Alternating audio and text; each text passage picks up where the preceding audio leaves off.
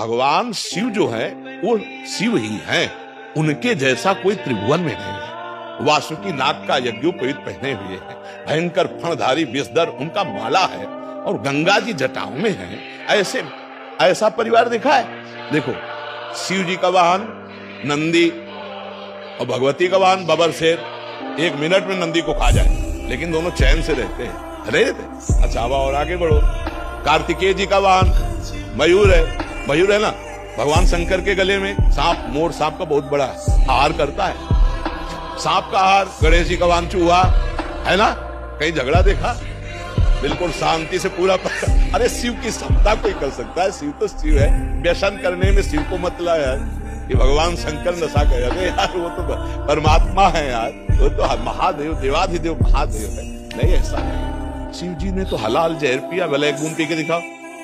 ये सब कोई जानता है कि नहीं? समुद्र मंथन में जो पहला हलाहल विष निकला, भगवान शिव ने पिया। आप करो, शिव जी कोबरा को गले में डाले थे, एक बार कटवा दिखाओ। शिव जी ने गंगा जी धारण किया, 1 बाल्टी पानी धारण करो। शिव जी ने गंगा जी धारण किया, 1 बार। शिव जी कभी भांग नहीं खाते। मंत्रों के द्वारा विजया शब्द से उनका अभिषेक किया जाता है, अभिषेक किया जाता है। शिव जी के ऊपर जहर का फल चढ़ता है, धतूरा का। शिव जी के ऊपर कौड़ा का फूल चढ़ता है ना। खा लो, जहर है, हलाहल जहर खा के तो दिखाओ। धतूरा का माला चढ़ता है विश्वनाथ जी का, वो पहले बैच में आए थे, वो लाते हैं कभी कभी पूरा धतूर का माला। एग्जाम्पल तो किसी का भी आप दे सकते हो। आप कभी देखा है लोग कहते हैं भगवान शंकर चिलम, ऐसा कहीं लिखा है? अरे ये सब अपने मन के विलास हैं। वो जगत की रक्षा के लिए हलाहल विष पिया, समझ रहे ना। तो जो हम सोने के समय रट रहे थे, वही जगने के समय चेतना जागृत होते ही निकल पड़ा। राधा राधा राधा। वैसे हर एक आदमी अनुभव कर सकता है। ऐसे ही हमने मूर्छा के समय भी देखा, जब हमारे डायलिसिस के लिए ऑपरेशन हुआ, ये उदर वाला, फिर छाती का यहाँ ऑपरेशन, फिर हाथ का, तो यहाँ वाले में हमें बेहोश किया गया। तो हमें जब बेहोश करने को था तो हमने उनसे कहा था कि आप बेहोश करने के कुछ मिनट पहले हमें सूचित कर दीजिए कि मैं आपको बेहोश कर रहा हूँ। तो उन्होंने बताया कि बाबा अब हम इंजेक्शन लगाने वाले हैं। तो हम, जो हमारा चिंतन था, मानो मृत्यु का समय, हम ऐसे गाढ़ चिंतन किया। तो जो हम पद शुरू किए थे, तो जब हमारी मूर्छा भंग हुई तो अगली लाइन वही चल रही थी।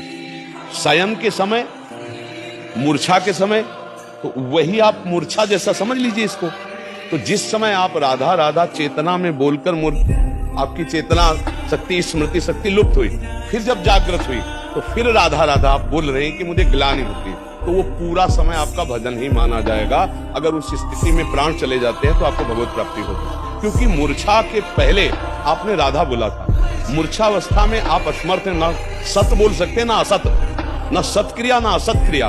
तो अब आपका राधा ही माना जाएगा वो प्रारंभ का, और उसी से भगवत प्राप्ति हो जाती है। जैसे कोई सुबह बोला राधा और बेहोश हो गया, अस्पताल में भर्ती हो गया, और उसे होश ही नहीं आया, समाप्त हो गया शाम तक, उसे भगवत प्राप्ति हो गई।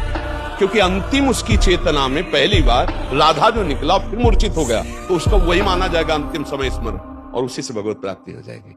आप समझ पा रहे? जी।